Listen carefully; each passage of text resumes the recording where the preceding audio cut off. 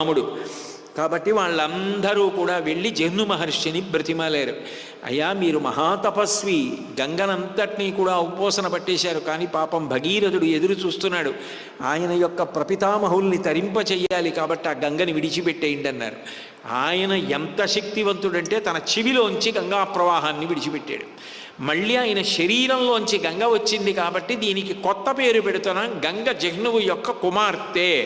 ఆయన శరీరంలోంచి వచ్చింది కాబట్టి జాహ్నవి అని కూడా పిలుస్తాం గంగనని. తస్మాత్ జహ్నుసుతా గంగా ప్రోచ్యతే జాహ్నవీతి చ. జహ్నుసుత అన్న పేరుతో, జాహ్నవి అన్న పేరుతో గంగమ్మని పిలుస్తామన్నారు. వెంటనే ఈ గంగా ప్రవాహం పాతాళం వైపుకి వెళ్ళింది.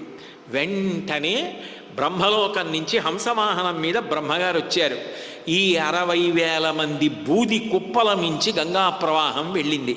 వెళ్ళగానే బ్రహ్మగారు ఆనందపడిపోయాడు. ఏమి ప్రయత్నం చేశావురా నాయన, ఇత పూర్వం సృష్టిలో ఎన్నడూ జరగనది ఆకాశగంగని శివుణ్ణి అడ్డు పెట్టి ఆయన మించి భూమి మీదకి తీసుకొచ్చి, మళ్ళీ భూమి మించి పాతాళానికి తీసుకొచ్చి 60,000 మంది సగరుల బూది కుప్పల మించి ప్రవహింపచేసి వాళ్ళని తరింపచేశావు. తారితా నరశార్దూల దివం దివం యాతాశ్చ దేవతత్ షష్ఠిపుత్ర సహస్రాణి సగరస్య మహాత్మనః. నీ వంశంలో పుట్టిన 60,000 మంది ధరించిపోయారు. ఈ గంగ స్పర్శ చేత వాళ్ళకున్న దోషాలన్నీ పోయాయి. వాళ్ళు స్వర్గలోకానికి వెళ్ళారయ్యా భగీరథ, నువ్వు ఈ వంశంలో పుట్టినందుకు నీ ప్రపితామహుల్ని తరింపచేశావు అని. ఇయంచ దుహితా జ్యేష్ఠ తవ గంగా భవిష్యతి త్వత్కృతేన చ నామ్నాథ లోకే స్థాస్యతి విశ్రుత. భగీరథ, ఇంత కష్టపడి తపస్సు చేసి ఇంత ప్రయత్నం చేసి గంగని భూమి మీదకి తీసుకొచ్చావు కాబట్టి నీకు నేను ఒక వరం ఇస్తున్నాను. ఈమె నీ కుమార్తెగా లోకంలో కీర్తింపబడుతుంది. భగీరథుడి పేరు మీద భాగీరథి అని పేరు పొందుతుంది.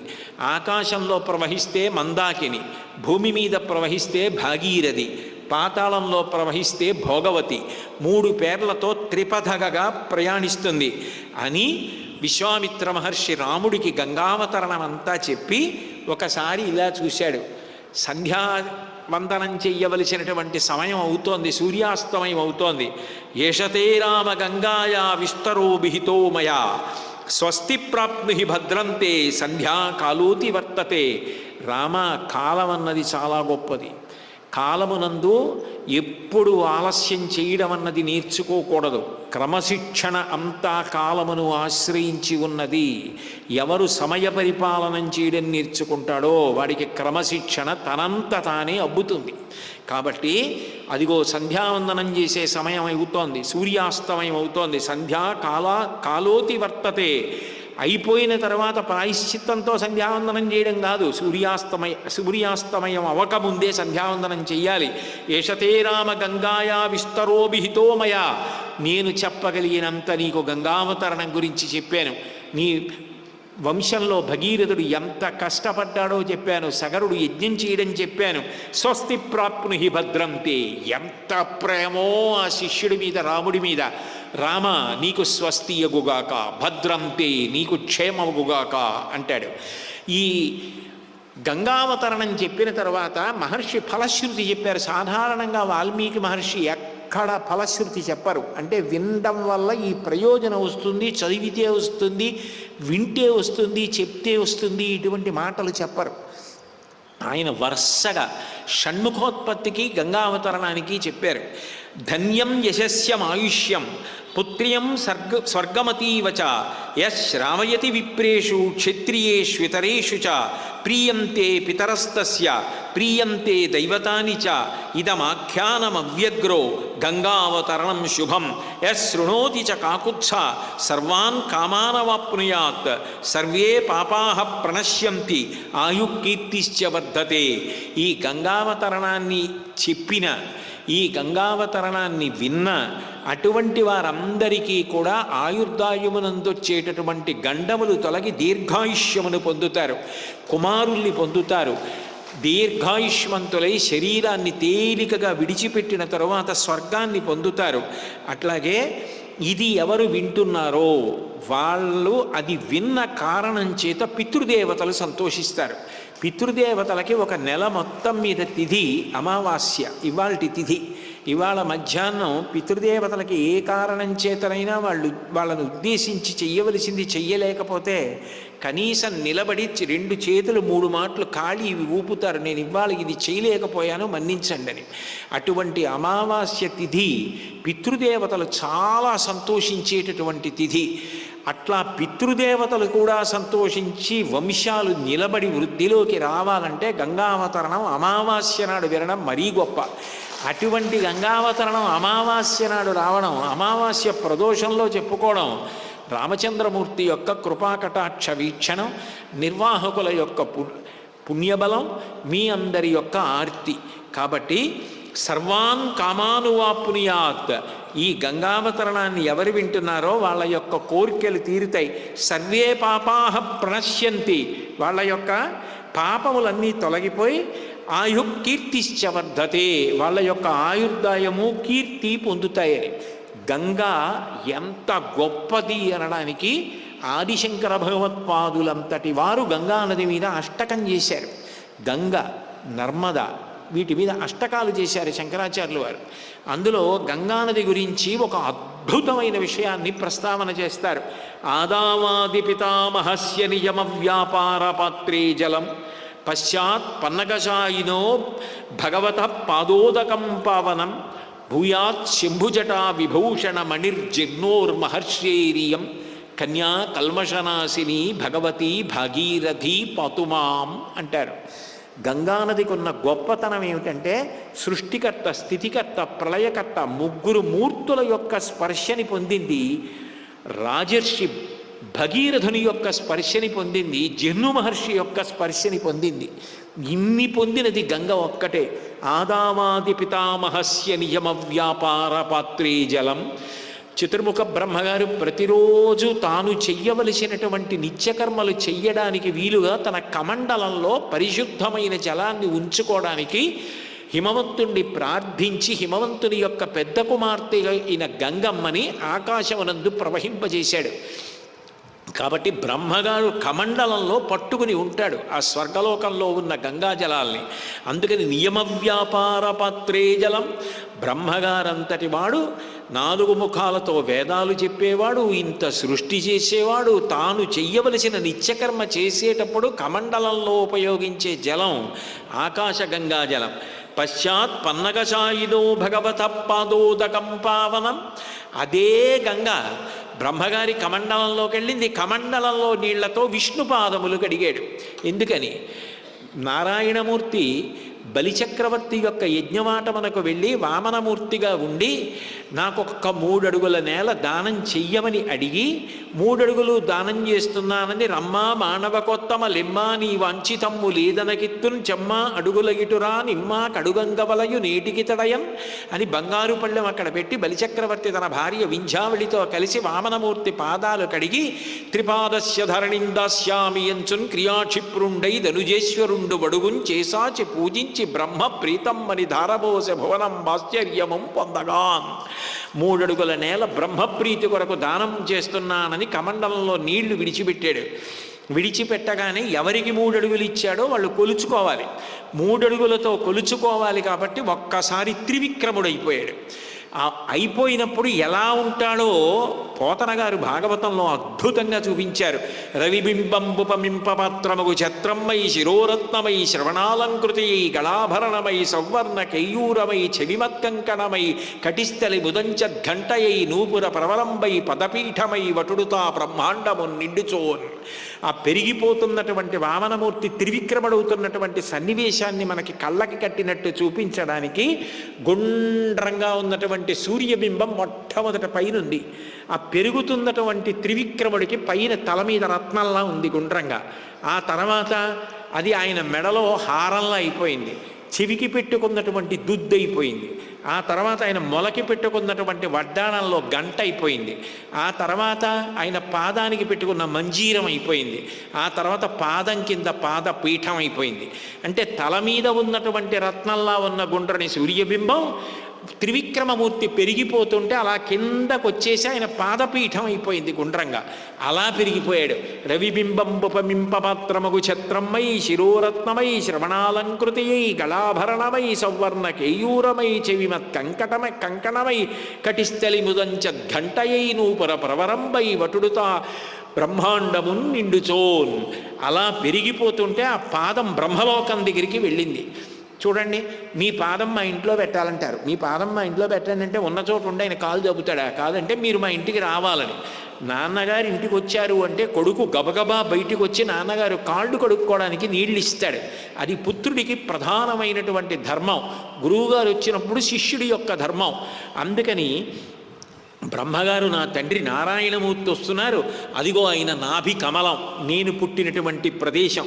చూడండి, ఏదో ప్రయాణం చేసి వెళ్ళిపోతూ తన పుట్టిన ఊరు వచ్చిందనుకోండి, ఒకసారి దిగి చెప్పులు విప్పి నమస్కారం చేసి అక్కడ జామకాయో ఏదో ఒకటి కొనుక్కొని నేను పుట్టిన ఊరు అని ప్రేమగా తింటాడే, అలా విప్రాయ ప్రకట వ్రతాయ అని చెప్పి ఆ బ్రహ్మగారు తన పుట్టిల్లిదె పొమ్మటంచునదుడు తన్నాభిపంకేరుహంబు నిరీక్షించి నటించి ఉన్నత పదం బొన్గాంచి తత్పాదచేచనముంజేశ కమండలూదకములం చల్లించి తత్తోయముల్ వినివీధిన్ ప్రవహించ దేవనదిగా విశ్వాత్మ కీర్తి ప్రభన్. ఆ పాదం వస్తుంటే బ్రహ్మగారు చూసి ఆనందపడిపోయి తన కమండలంలో ఉన్న నీళ్లు తీసి నాన్నగారని చెప్పి నారాయణమూర్తి యొక్క పాదాలు కడిగాడు. కాబట్టి సృష్టికర్త అయిన బ్రహ్మగారి యొక్క కమండలంలోకి వెళ్ళిన గంగ నారాయణమూర్తి యొక్క పాదాలు కడిగింది. పశ్చాత్ పన్నగచాయినో భగవత పాదోదకం పావనం భూయాత్ శంభుజటా విభూషణమణి. ఆ తర్వాత భగీరథుడు ప్రార్థన చేశాడని పరమశివుడు వచ్చి నిలబడితే గంగావతరణం జరుగుతున్నప్పుడు పరమశివుడి యొక్క శిరస్సు మీద పడి ఆయన ఒళ్ళంతటిని తడిపింది. కాబట్టి పరమశివుడి యొక్క స్పర్శని పొందింది. జహ్నోర్ మహర్షేరియం, జన్నువు తాగి విడిచిపెట్టాడు కాబట్టి జాహ్నవి అయింది. కన్యా కల్మషనాశిని భగవతి భాగీరథి పాతుమాం. అమ్మా భాగీరథి గంగా, మమ్మల్ని కాపాడమ్మా, మమ్మల్ని రక్షించమ్మా, నువ్వు దయతో చూస్తే చాలమ్మా, నీ పేరు పలికితే చాలు, గంగా గంగా గంగా అంటే చాలు, అనుగ్రహించేస్తా అంటారు. మణికర్ణికాష్టకంలో శంకరులు గంగా వైభవం చెప్తూ కాశీ ధన్యతమా విముక్తి నగరీ సాలంకృత గంగయా తత్రేయం మణికర్ణికా సుఖకరీ ముక్తిర్హి తత్కింకరీ స్వర్లోకస్తులిత సహైశ్చ విభుదై కాశ్యాం సమం బ్రహ్మణ కాశీ క్షోణితలే స్థిత స్వర్గో లఘుత్వం గత అంటారు. కాశీ ధన్యతమా, అసలు కాశీనగరమే అంత గొప్ప నగరం. కాశీ ధన్యతమా విముక్తి నగరి, అక్కడ శరీరం విడిచిపెట్టిన వాళ్ళు మోక్షం పొందుతారు. విముక్తి నగరి సాలంకృత గంగయ, ఆ పైన గంగానది అక్కడ అలంకారంగా ప్రవహిస్తున్నటువంటి పవిత్రమైన గంగ. తత్రేయం మణికర్ణికా సుఖకరీ ముక్తిర్హి తత్కింకరీ. అందున మణికర్ణిక గొప్ప తీర్థం. మోక్షకాంత చేతులు కట్టుకుని నిలబడుతుందిట. అమ్మ ఎవరికి మోక్షం ఇచ్చేయమంటావని. అందులో స్నానం చెయ్యగానే ముక్తికాంత మోక్షాన్ని ఇస్తుందిట. అంత గొప్ప తీర్థం. స్వర్లోకస్తులిత సహైవ విభుదై కాశ్యాం సమం బ్రహ్మణ స్వర్లోకస్తులిత కాశీ క్షోణితలే స్థిత స్వర్గో లఘుత్వంగత. దేవతలందరూ బ్రహ్మగారి దగ్గరికి వెళ్ళి అయ్యా మా స్వర్గలోకం గొప్పదా కాశీ గొప్పదా అని అడిగారట. మళ్ళీ నేను చెప్తే పక్షపాతం అంటారా, అంతవరకు ఎందుకు, మీకే చూపిస్తాను ఏది ఒకదానికన్నా గొప్పదో అని ఒక గొప్ప త్రాసు నిర్మాణం చేసేట. త్రాసు నిర్మాణం చేసి ఒకవైపున స్వర్గలోకాన్ని పెట్టేట, ఒక పక్కన గంగానదితో మణికర్ణికతో కూడుకున్న కాశీనగరాన్ని పెట్టేట. కాశీనగరాన్ని గంగతో ఉన్నదాన్ని పెట్టగానే తక్కెడ యువతల వైపుది భూమి మీదకి వచ్చేసింది. స్వర్గలోకం తేలికైపోయి పైకి వెళ్ళిపోయింది. అందుకని స్వర్గం పైకి ఉంటుంది, భూమి మీద కాశీ కిందకుంది. ఎవరు అదృష్టవంతులు? మనం అదృష్టవంతులం. గంగ అంత గొప్పది, కాశీ అంత గొప్పది. అందుకని కాశీ ధన్యతమా విముక్తి నగరీ సాలంకృత గంగయ తత్రేయం మణికర్ణికా సుఖకరీ ముక్తిర్హి తత్కింకరీ స్వర్లోకస్తులిత సహైవ విభుదై కాశ్యాం సమం బ్రహ్మణ కాశీ క్షోణితలే స్థిత గురుతర స్వర్గో లఘుత్వం గత. తేలికైపోయి స్వర్గలోకం పైకి వెళ్ళిపోయిందిట. శంకరాచార్యులు వారు అంటారు, భగవద్గీత కించిదీత గంగాజలలవ కణికాపీత సకృతపియేన మురారి సమర్చ క్రియతే తస్య యమేన నచర్చ.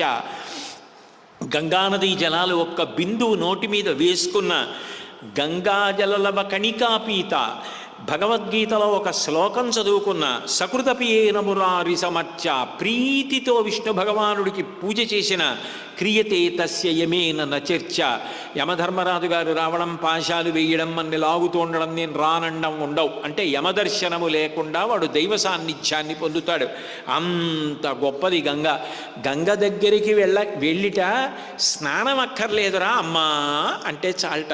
భాగవతంలో పరీక్షిత్ అంటాడు, అమ్మా అని పిలిచిన నరు పొమా అని ముక్తి కడకు బుత్తువట. లెమ్మా నీ రూపముతో రమ్మా నాకెదురంగ గంగ రమ్యతరంగ అంటాడు. ఆ గంగని అమ్మా అని పిలిస్తే చాలట, రమ్యమైన తరంగాలతో ఒక రూపాన్ని పొంది పైకి లేచి ఎదురొచ్చి పోరా అని ముక్తి కడకు పంపిస్తుందిట. ఇప్పటికీ కాశీపట్టణంలో గొప్పతనం ఏమిటంటే, కాశీలో ప్రాణం పోతున్నటువంటి వాడికి పాలిండ్లు కదలంగ పసుపు పయ్యద వీచు అచలాధిపుని కూర్మి ఆడుబిడ్డ తూత్కారమునరించి తొండంబు ముక్కున శిఖరాసారంబు జిలుకు డుంఠి ప్రత్యక్షమై వచ్చి భాగీరథీ గంగ మృదుల హస్తము సాచి మేనునివురు ప్రథమోత్తముండు భృంగి భయరక్షణార్థంబు పాలాగ్రమన తీర్చు భరిస్తరేఖ దక్షిణ శృతి మీదుగా ధాత్రి త్రిళ్ళి పెద్ద నిద్రకు మాగన్ను పెట్టువేళ పంచజనులకు తారక బ్రహ్మ విద్య అభవుడు ఉపదేశమనరించునప్పుడు కాశీపట్టణంలో ప్రాణోత్క్రమణం అవుతుంటే అది ఏ ప్రాణి అయినా సరే పార్వతీదేవి వచ్చి ఒళ్ళో పడుకోబెట్టుకొని తన పవిటతో విసురుతుందిట. ఆ డుంటి గణపతి వచ్చి తన తొండ ముక్కు చివరి భాగంతో ఊపిరి అందిస్తూ ఊదుతట. అప్పుడు గంగానది ఒక రూపాన్ని ధరించి వచ్చి తన చల్లటి చేతితో ఒళ్ళు నిమురుతుందిట, బెంగ పెట్టుకోకరా నాన్న అని. అప్పుడు ప్రథమోత్తముండు భృంగి భయరక్షణార్థంబు పాలాగ్రమణ తీర్చు భసితరేఖ భృంగి వచ్చి ఆ పాలాగ్రమణందు నుతిటి భాగం మీద విభూతి పెడతట. ఆ భృంగి ఎట్లా చెప్తే అట్లా శివుడు కూడా వినవలసిందే. భృంగిచ్ఛానటనోత్కటక్కరిమదగ్రాహీ స్ఫురన్మాధవాహ్లాదో నాదయుతో మహాసితవపు పంచేషు నాచాధృత సత్పక్షస్సు మనోవనేషు సవన సాక్షాన్మదీయే మనోరాజీవే భ్రమరాధిపో విహరతాం శ్రీశైలవాసీ విభు అంటారు శివానందలహరిలో శంకరాచార్యులు వారు. అలా ఆ భృంగి వచ్చి విభూతి రేఖలు పెడతాట. పెద్ద నిద్రకు మాగన్ను పెట్టువేళ, రాత్రి నిద్రపోయేటప్పుడు ఇలా కొంచెం కునుకుతాడు. ఆ మాగన్ను పెట్టినవాడు నిద్రపోయి మర్నాడు లేస్తాడు. పెద్ద నిద్రకు మాగన్ను, ఆ మృత్యువులోకి వెళ్ళిపోతున్నవాడు ఇక పైకి రాడు. పెద్ద నిద్రకు మాగన్ను పెట్టువేళ పంచజనులకు తారక బ్రహ్మ విద్య. పక్కన గంటలు మోగుతుండగా పరమశివుడు బయలుదేరి వచ్చి తల తిప్పి కుడి చెవిలో తారకాన్ని ఉపదేశం చేసి తనలోకి ఐక్యం చేసుకుంటాట. కాశీపట్టణంలో గంగమ్మ ప్రాణోత్క్రమణం అవుతున్న వాళ్ళందరినీ వచ్చి తన చల్లని చేతితో నిమురుతుంది అని భీష్మాచార్యుల వారు మహాభారతం అనుశాసనిక పర్వంలో చెప్తారు. త్రిపథగా సేవనమున సిద్ధించునట్టి గతి జనులకు నియత కల్పితములయ్యు అధ్వర్యంబును బ్రహ్మచర్యము తపము సంపరిత్యాగము చెయ్యజాలవు అనగా 4 ఆశ్రమాలలో ఉన్నటువంటివి బ్రహ్మచారిగా బ్రహ్మచర్యంగా, లేకపోతే యజ్ఞయాది క్రతువులు కానీ తపస్సు కానీ అన్నిటినీ విడిచిపెట్టి సన్యాసం కానీ వేటి కన్నా గంగానది సేవ అంత గొప్పది. గంగని సేవించడం, గంగానది నామం చెప్పడం, గంగ పూజ చెయ్యడం, గంగా అష్టకం చదువుకోవడం, గంగా దర్శనం, గంగా స్నానం, గంగా స్మరణం, గంగావతరణం వినడం, ఇవన్నీ కూడా అంత గొప్ప విషయాలుగా చెప్పబడ్డాయి. గౌరీ యొక్కతే ఆకాశ గంగ యొక్కతే, కాశీ యొక్కతే దక్షిణ కాశీ యొక్కతే, నలుగురును శంభునకు లోకనాయకునకు రాణివాసంబులరు రాగ రసము పేర్మి అంటాడు భీమేశ్వర పురాణంలో శ్రీనాథుడు. గౌరీ యొక్కతే ఆకాశ గంగ ఒక్కతే. పరమశివుడు నలుగురిని భార్యల్లా చూసుకుంటాట. ఆయనకి ఆ 4 అంటే అంత ఇష్టంట. ఎంత ఇష్టం అంటే భార్యని ఎంత ప్రేమగా సగం శరీరం ఇచ్చి చూసుకుంటాడో అంత ప్రేమగా చూస్తాట. అందులో గౌరీ యొక్కతే, ఒక ఆవిడ గౌరీ, ఆకాశ గంగ యొక్కతే. గంగమ్మ అంటే ఆయనకి అంత ఇష్టంట. కాశీ యొక్కతే దక్షిణ కాశీ యొక్కతే. కాశీపట్టణం అంటే పరమశివుడికి అంత ప్రీతిట. దక్షిణ కాశీ యొక్కతే. దక్షిణ కాశీ దక్షారామ క్షేత్రం. దక్షారామ క్షేత్రం అంటే ఆయనకి అంత ప్రీతిట. నలుగురిని భార్యలంత సమానంగా చూస్తాట. కాబట్టి గౌరీ యొక్కతే ఆకాశ, గంగ యొక్కతే, కాశీ యొక్కతే దక్షిణ కాశీ యొక్కతే. నలుగురుని శంభునకు లోకనాయకునకు, లోకనాయకుడైనటువంటి ఆ శంభుడు పరమేశ్వరుడికి రాణివాసంబుల అనురాగ రసము పీర్మి. అనురాగంలో, ప్రేమలో ఈ నలుగురిని కూడా పరమశివుడు సమానంగా చూస్తాట. అంటే గంగానది అంత గొప్ప నది. గంగానది గంగానది గంగానది ఎనుచు రే పడక మేల్కొనచో, గంగ నుతియించు నెవ్వడు భంగించున తండు సకల పాతక చెయ్యమున్నంటాడు శ్రీనాథుడు కాశీఖండంలో. లేవగాని పడుకోగాని ఎప్పుడు వీలైతే ఎప్పుడు ఒక్కసారి గంగానది గంగానది గంగానది అని తలుచుకుంటే చాలట. ఆ గంగానది అని అన్నవాడెవరున్నాడో నోటితో ఆ పేరు ఉచ్చరించినంత మాత్రం చేత పాపములను తొలగతోయగలిగిన శక్తి కలిగిన తల్లి గంగానది. ఈ దేశ వైభవం, ఈ దేశ సంస్కృతి అంత గొప్పవి. ఉత్తర భారతదేశంలో ఒక మహానుభావుణ్ణి అమెరికా వారు వాళ్ళ దగ్గర ఉండిపోమ్మంటే, మీ దేశంలో గంగ లేదుగా అన్నాడు ఆయన. గంగ అంత గొప్పది. గంగా నది అని తలుచుకుంటేనే అంత పరవశంగా ఉంటుంది. గంగ గురించి చెప్తే ఎప్పుడు వెళ్ళిపోతామా, ఎప్పుడు గంగలో స్నానం చేస్తామా అనిపిస్తుంది. అంత గొప్ప గంగానది. అటువంటి గంగావతరణం, అటువంటి గంగావతరణం గురించి చెప్పుకోవడం, అందున శ్రీమద్ రామాయణాంతర్గతంగా అసలు ఈ నది గొప్పతనం ఏమిటి గురువుగారు అని అడిగితే విశ్వామిత్రుడు ఇన్ని విషయాలు చెప్పాడు గంగ గురించి. ఆ తర్వాత సంధ్యావందనం చేసుకోవడానికి వెళ్ళి గాయత్రి చేస్తున్నటువంటి రామచంద్రమూర్తికి ఆ పక్కనే గంగానది, తన వంశజులు, ఆ భగీరథుడు, ఆయన చేసిన ప్రయత్నం, వాళ్ళు తీసుకురావడం, ఎటువంటి వంశంలో పుట్టాను, ఎటువంటి గురువు లభించాడు, ఎంత గొప్ప గొప్ప విషయాలు చెప్పారు. నిజంగా ఇటువంటి గురువు లభించడం నా అదృష్టం కదూ, నన్ను చెక్కాడు.